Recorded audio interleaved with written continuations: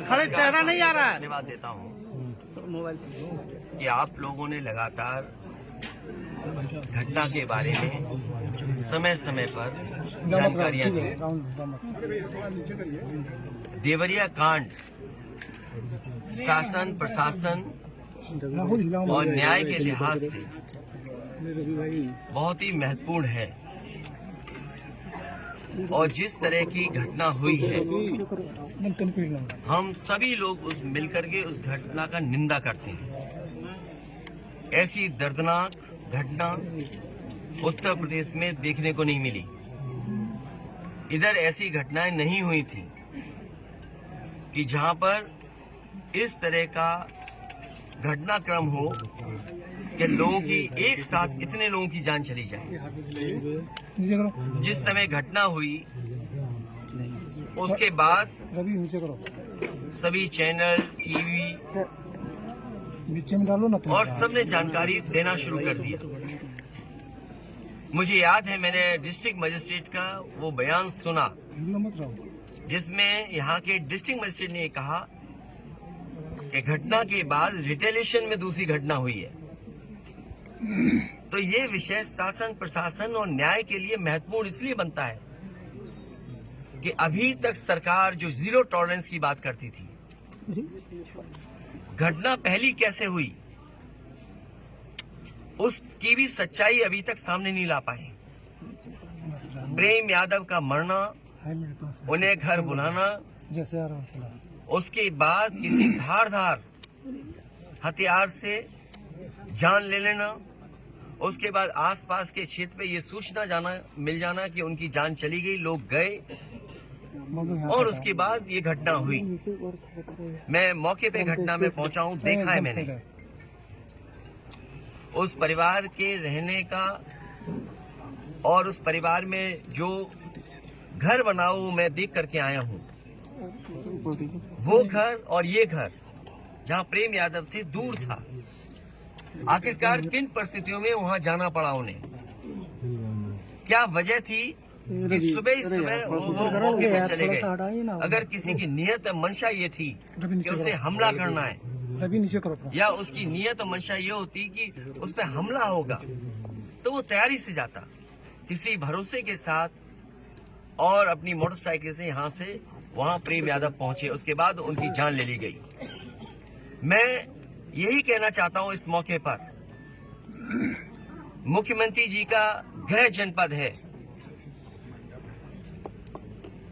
मंडल मत बोलिए क्योंकि दूसरा जिला बगल का जिला भी घर मानते हैं। देवरिया, गोरखपुर, कुशीनगर, महाराजगंज वो अपने आप को दावा करते हैं कि वो घर है उनका और जनता ने वोट भी दिया उन्हें। लेकिन जीरो टॉलरेंस वाले लोग इस तरह की भेदभाव फैलाएंगे, इस तरह की घटना होने देंगे और फिर उसका राजनीतिक लाभ लेना चाहेंगे आप। ये जितनी भी तस्वीरें आई हैं जो बीजेपी के नेताओं की आई हैं, तस्वीरें मैंने देखी हैं और लोगों ने चर्चा की उन तस्वीरों को देख करके, बीजेपी के लोग घटना से राजनीतिक लाभ लेना चाहते हैं। मैं उन्हीं बीजेपी के नेताओं से पूछना चाहता हूं कि जिस समय विकास दुबे उसकी गाड़ी पलटा करके एनकाउंटर किया था तो क्या उसके परिवार के लोगों से आपने गले लगाया था, गले मिलने गए थे आप? और याद कीजिए वो जगह कानपुर देहात की जहां एक पिता के सामने उसकी पत्नी और उसकी बेटी की जान ले ली बुलडोजर ने आग लगा करके। क्या ये बीजेपी के लोग उनके परिवार के लोगों से गला मिलाए लगे थे जाकर के? और मुझे याद है जब उसका परिवार का बेटा डीएम आवास में धरना दे रहा था ठंड में उसके पूरे कपड़े उतरवा करके पुलिस ने पीटा था, उसको मारा था। उत्तर प्रदेश के लोग वो घटना भी नहीं भूलेंगे कि जहां पे एक आईपीएस ने एक ब्राह्मण परिवार की जान ले ली थी। आईपीएस उत्तर प्रदेश नहीं रह पा रहा था, भगोड़ा बन गया था, अंतोगत्वा उसको जेल जाना पड़ा। तो बीजेपी के लोगों से मेरी यही सलाह है, बहुत छोटे लोग हैं, किसी के दुख में चश्मा लगा करके तुम दुख प्रकट करना चाहते हो, इससे ज्यादा घटिया काम राजनीति में कोई नहीं कर सकता। ये वो लोग हैं जो घटना में राजनीतिक लाभ लेना चाहते हैं। मैं तो कहता हूं अगर ये निष्पक्ष हैं और जीरो टॉलरेंस इनके मन में है अगर, तो दोनों परिवारों की मदद करें और भेदभाव नहीं होना चाहिए। आप बुलडोजर से इस घर को डराना चाहते हैं। सवाल घर का गिरने का नहीं है, सवाल आपकी नीयत का है। और आपने अपने फैसले में ये स्वीकार कर लिया है कि आपके अधिकारी गलत थे और गलत अधिकारियों नगर नहीं थे वो अधिकारी गलत, तो बताइए आपको 20 अधिकारियों को सस्पेंड करना पड़ा, जो अधिकारी यहाँ रह भी नहीं रहे, कभी नौकरी किए थे। आपने बड़े अधिकारी क्यों छोड़ दिए? आपने क्या उनकी जिम्मेदारी नहीं बनती? अगर आपको ये महसूस हो रहा था कि छोटे अधिकारियों के कारण ही ये जमीन इस तरह के विवाद बढ़ा है, तो आपने बड़े अधिकारियों को क्यों छोड़ दिया? आपकी जीरो टॉलरेंस की पॉलिसी कहां चली गई? और फिर आप इस घटना से राजनीतिक लाभ लेना चाहते हो। आप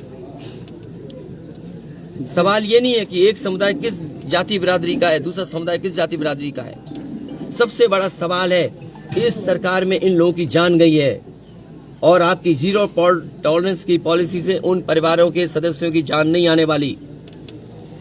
और ये जो डर दिखा करके आप डरना चाहते हो, जब जनता खड़ी हो जाती है, जनता की ताकत के सामने सरकार की ताकत टिक नहीं सकती। सरकार की ताकत कुछ भी नहीं है जनता की ताकत के सामने। आज इस परिवार के और सदस्यों पे आप अन्याय कर रहे हैं। एफआईआर लिखने का तरीका क्या उंगली नहीं उठाता?